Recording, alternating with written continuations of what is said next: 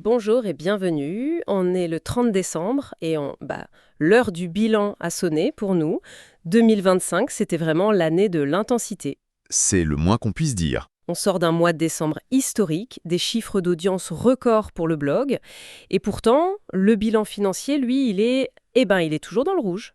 Toujours. Alors, la question qu'on se pose dans notre article bilan, c'est on est bête ou courageux? C'est un peu ce qu'on va analyser aujourd'hui. Oui, et ce paradoxe est au cœur de tout. D'un côté, on a des chiffres qui donnent le vertige. 4,4 millions de vues sur l'année. C'est énorme. C'est notre deuxième meilleure année depuis la création. Exactement. Et le point le plus fou, c'est que décembre 2025 est le meilleur mois qu'on ait jamais enregistré. Jamais. C'est un signal très fort pour 2026. C'est clair. Ce qui est fascinant ici, et on le souligne bien, c'est que cette croissance se fait en gardant un modèle presque utopique. Utopique, oui, 100% indépendant et surtout 0% publicité. C'est ça. On se définit comme des agitateurs d'imaginaire, pas juste une vitrine pour des produits. Bien sûr. On explique que pour nous, parler de jeu en 2025, c'est parler d'économie, d'écologie et même d'IA. C'est bien plus large. Et ça demande une analyse de fond, forcément. Voilà. Et ce qui nous aide à tenir, c'est le soutien de la communauté via Tipeee. Mais là aussi, on est transparent. On reçoit entre 40 et 60 euros par mois. Ce qui, soyons honnêtes, couvre à peine nos frais annuels de 700 euros. À peine. Donc c'est vraiment la passion qui est le vrai moteur, quoi. Absolument.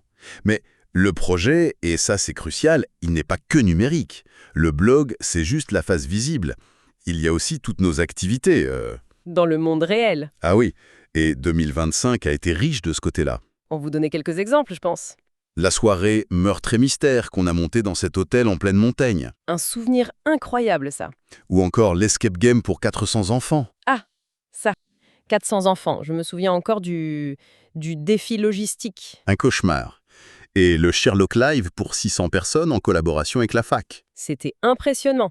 Ça montre que notre projet vit bien au-delà de l'écran. Et il continue d'innover. Si on connecte ça à l'avenir, on a cette idée pour l'été 2026, l'enquête en paddle et en canoë. J'ai hâte. C'est exactement l'esprit du projet. Ça montre la créativité. Et il faut le dire, tout ça, ça repose sur une équipe. Une large équipe de chroniqueurs et de chroniqueuses. Et le point le plus important, C'est qu'ils sont tous bénévoles. Tous. c'est ça qui fait la force de la communauté, cette passion partagée. Complètement. Donc le bilan final, c'est celui qu'on a écrit. On est déficitaire financièrement, oui, mais Milliardaires en liberté, en indépendance et en passion. j'aime bien cette formule. Et ce modèle, il s'adresse à un lectorat qui cherche autre chose. Du contenu critique, de l'analyse, pas juste de la promo. Et on ne va rien changer en 2026. Le cap est maintenu.